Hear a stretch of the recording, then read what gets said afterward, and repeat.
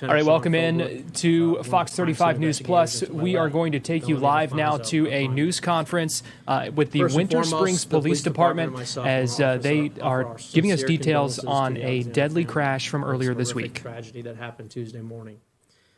Kind of an outlay of what happened Tuesday morning at about 10 o'clock in the morning. We responded to a traffic crash, a two-vehicle traffic crash at the intersection of State Road 434 and Vista Willow Drive. Two vehicles involved, a white Toyota driven by our arrestee, Ancibal Escobar, and a white Honda driven by Tiffany Alexander. This was a T-bone crash at high speed, which we all know what the outcome. Tiffany succumbed to her wounds. She had her two kids in the back seat. They are okay. Thank God. This accident could have been totally prevented if Miss Escobar made some good choices that day. And we all know that she did not make those choices, and this is the outcome. She has been arrested last night and booked into the Seminole County Jail. Her first appearance, I think, is this afternoon. Her blood alcohol level was almost 5 times the legal limit. I don't know if you all saw the arrest report, but it was a 3.8 and some change. I don't know anybody in this room, if we'd be standing at a 3.8, I don't even know how she was driving at a 3.8. It boggles my mind. She works as a bartender for a restaurant in Sanford, where she bartends and manages. I can answer some questions. If they're technical questions, I'm going to pass it over to Lieutenant Philbrook as far as the investigation goes. We are still investigating some things. We're still executing some search warrants, so not everything is releasable at this time. No photos, none of the crash data, stuff like that. So, anybody have any questions? How's the family holding up? Family, as expected. I spoke to Mr. Alexander last night, expressed our condolences. He was very thankful, but he's going through a grieving stage right now. He's in shock. His wife and the mother of the 3 kids do not have a mother anymore, so he's going to have to deal with that. It's very emotional. I can't think of anybody that would be sitting here or standing here right now wanting to go through what he's going through. Bill, I know you kind of hinted at the level of irresponsibility that's being alleged in this case. Your thoughts on that? You know, everybody makes decisions, and everybody has consequences for those decisions, and, you know, it's just absolutely unnecessary in today's age for something like this to happen. There are so many rideshare options that if you need to drink and you need to get in a car, use those options. She was late for work and she was going back to work, and that's just what happened. Chief, when you say she's going back to work, do you have any understanding or proof maybe that she was drinking on the job? Is this where the alcohol was consumed, or was it at home? We don't know. I don't know if she was drinking on the job. I don't want to assume anything. She is a bartender. She did tell us her last alcohol drinks were about 1:30 in the morning, and then she went home and did some things. I find it hard to believe at 10 o'clock 10 o'clock that morning you're a 3.8. So at 1:30 in the morning, if you stop drinking, are you a 4 or are you 5? I don't know. Probably should be dead at that point. There were also, from the report, most people around her, whether she meant she stopped at a friend's home and things like that. In these situations, people who see someone visibly intoxicated get in their car. Is there any responsibility? You think they would have a moral obligation, to prevent that. But likely, Miss Escobar was a professional drunk, and she may have hid it very well. So who knows? Who knows? What we know is Tiffany did nothing wrong. Tiffany was just at the wrong place at the wrong time, and this is an instance where a bad thing happened to a good person. And the report indicates that not only did she wait for the green light, the witness behind her said they waited for the green light, but then she even waited a beat. So not only is this abuse of alcohol being alleged, this was running a red light, right? Correct. We do have enough witnesses and information that she did run the red light, at high rate of speed. We're still calculating the specifics of the speed, but yeah. Speed limit in there is what, 50? 50 miles an hour. Do you get a lot of speeders through there, Chief? That's a stretch where we do get some speeders, yes. I mean, like, can you give me an example? I mean, I'm sure you look at some of the citations. I mean, do you have people that are approaching interstate speeds through there? You know, you got to remember a lot of them are coming off 417, so they're traveling high speed off 417. So if they're going westbound on 434, they kind of forget that the speed limit's dropped. And then you have people trying to get to 417 in a hurry. You know, it seems like everybody's trying to get somewhere fast these days and not taking into consideration everybody else on the road. At 3.8, I mean, in your experience, I mean, you could tell if somebody's drunk, but 3.8's way past the.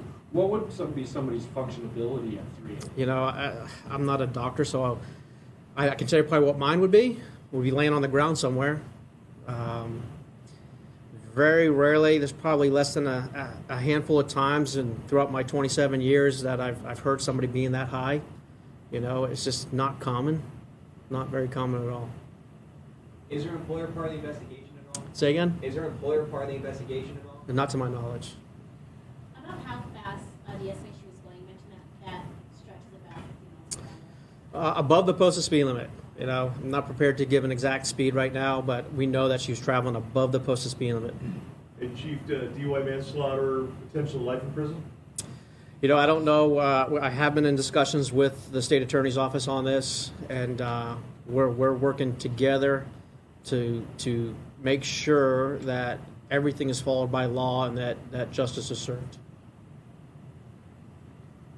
Chief, can you just share a message with the community? I mean, we're going into Memorial Day weekend, and we've seen this tragedy. Yeah, it's you know, you kind of almost expect DUIs during Memorial Day weekend. You know, you don't really expect one at 10 a.m. on a Tuesday. We will have extra patrols out there. I know Central Florida will have extra patrols out there, so don't do it. Don't drink and drive. No matter what you think you can do, it's not worth it. It's not worth taking the chance. Use rideshare, call a friend, you know. It goes back to those decisions people want to make. Anything else? Anything in Spanish? Can you comment in Spanish? Press release or- Do you have specific questions? I can have her translate in Spanish. ¿Ella permaneció en la escena o se resistió al arresto? Did she resist the arrest? No. No, no resistió ningún arresto. ¿Permaneció en la escena del lugar de los hechos? Did she appear on scene, or did you guys arrest her elsewhere? We arrested her at her house that night, last night. La arrestaron por la noche ayer en la casa de ella. ¿Qué conocemos sobre esta mujer? ¿Es madre? ¿Dejó algún hijo huérfano? O sea, la que está ahora en la cárcel, porque sí conocemos sobre, lamentablemente, la que perdió la vida, pero la que quedó en la cárcel. ¿Qué detalle hay sobre su vida que sea impactante y que a ustedes de cierta forma pues les inquiete? So we know what happened with the individual who passed away. However, they want to know about the family life of the individual who was arrested. Is she a mother? Does she have any children? Do you know if she has any kids? I can't comment on that. No, we don't know if she has any children. We do believe she lived with a roommate. No saben de si tiene hijos o si de la familia de ella, no saben detalles específicamente, pero sí saben que ella vivía con otra persona. ¿Tenía algún historial previo? Did she ¿Había have, estado ya anteriormente involucrada de forma grave con la ley? was she involved prior to this, like with law enforcement? Did she have any prior arrests for DUIs or anything of the sort?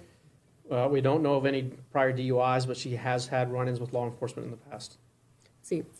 Ella ha estado en contacto con las autoridades en el pasado, pero no sabemos si es específicamente por estar manejando intoxicada.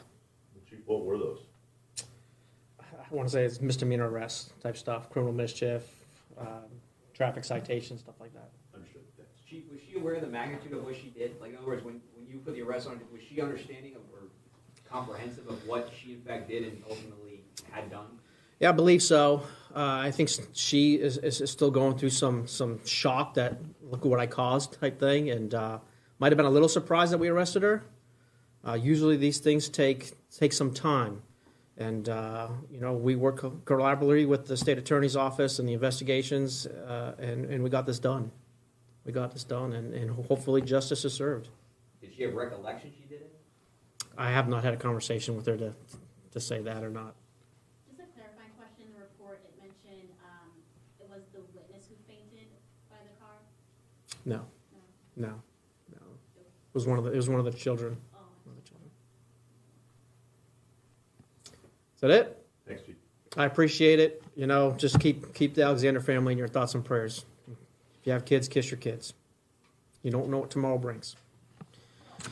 All right.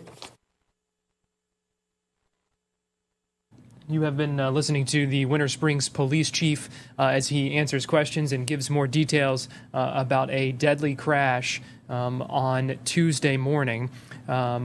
We are going to get you caught up with what we know about that situation. This happened around 10 o'clock Tuesday morning, according to the police, what they are calling a horrific crash. This happened at the intersection of Vista Willow Drive and State Road 434. I've got that pulled up for you here on Google Maps. It happened at this intersection right here. You can see, as Chief Tract was talking about, it is not far from South Florida 417. He was talking about the speeds at which drivers often go through there.